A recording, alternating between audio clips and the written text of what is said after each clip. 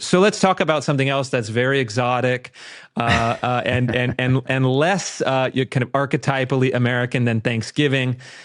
These are the kind of fraudsters of Minneapolis. And so what are the basic facts of this story that we uncovered? I worked with a colleague of mine, Ryan Thorpe, an incredible reporter.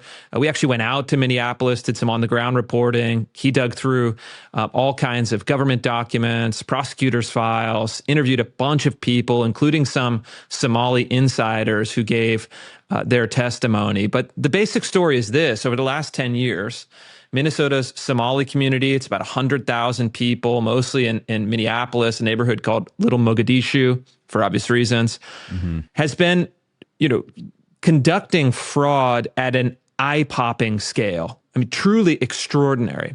We're talking about billions of dollars, billions with a B, that are getting sucked out of taxpayer programs, routed through various fake NGOs, into the pockets of Somalis in Minnesota. But one detail that we uncovered, they're actually taking bags of cash, taking them on commercial airplanes out of Seattle, out of Minneapolis, out of other airports, flying this cash to Mogadishu, where it's dispersed through a network of informal money changers.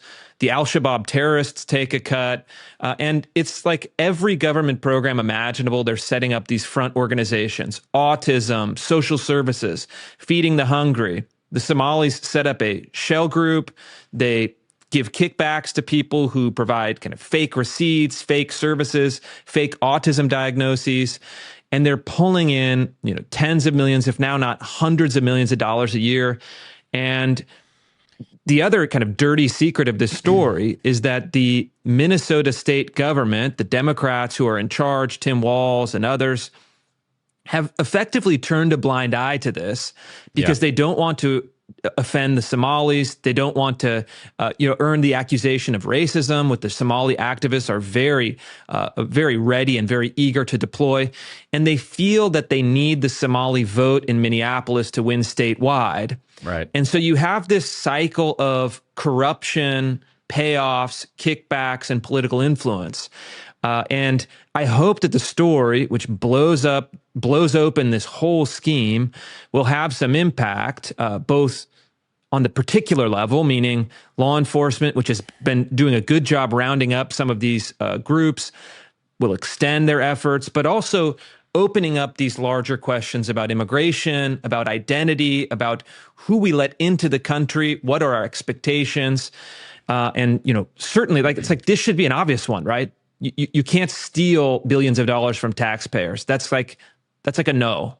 I'm sure you see it the same way. Yeah, I mean, I have so many questions about this, and I'm curious. Maybe you could help us figure out how you guys uncovered this fraud ring. And Chris, obviously you've become well known for breaking these stories of massive fraud and of huge public importance that for whatever reason, and we can speculate on those reasons, our institutions that we previously entrusted to help us understand how, society works and uncover these stories, let's say the New York Times, the Washington Post, why have they not been able to do this? Why is it falling on you and falling on, these right-wing activists, so to speak, to uncover these stories? I'm curious about what you think about that. Why have our institutions been so derelict in policing themselves? The answer is pretty simple, because if you take the general assumptions about the left, the political assumptions, diversity is our strength. There's no difference between a Swedish immigrant and a Somali immigrant. We don't want to highlight malfeasance on a group that has high intersectional points, meaning Muslim, African, mostly poverty-stricken migrants. You don't want to be seen, supposedly picking on those groups. And so all of these political sensitivities that are at heart ideological, but then they turn into a kind of etiquette where, you don't, the Somalis, they have some fraud, but we don't want to actually highlight it because they're a valuable political constituency. We don't want to throw a bone to the right. We don't want to raise questions about the fundamental tenets of our ideology. And so the strategy that they adopt is mostly to ignore. On this story in particular, we were able to break it open in large part. I mean, there's certainly been previous reporting on this at the edges. There's some great reporters, including the Powerline blog in Minneapolis, that have been on this story for a long time. But what we did was actually go through legal documents, court documents, expand our network of sources, find insiders willing to give us some color, give us a sense of actually how are they doing these things? Where is the money likely going? What are the money networks? Like, how does the money actually get routed from the United States overseas? Who takes a cut where?